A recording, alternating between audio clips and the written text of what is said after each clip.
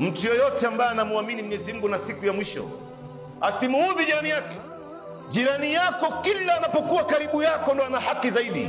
Mtume sallallahu anasema aljar haqqu bisaqabihi, kila jirani yako akiwa karibu yako huyo ndo ambaye ana haki zaidi. Kwa hivyo haijalishi jirani yako ni Muislamu sio Muislamu, intakana umjulie hali. Amepatikana matatizo, msaidie. Mtoto wake amefukuzwa school fees na wewe una uwezo wa kumlipia, mlipie hata kama si Muislamu.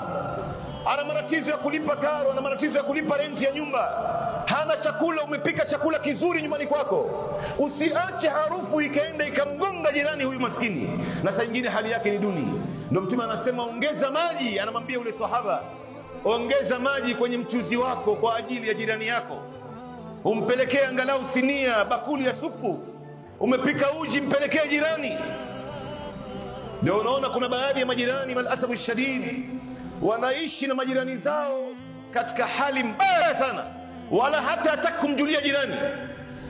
Wewe mshie jirani, muulize vipi hali yako bwana, umeshindaje, watoto wazima? Basi kwa sababu jambo lolote ikija kutokea, huyu ndio yuko karibu yako mwanzo, upate kujua hiyo.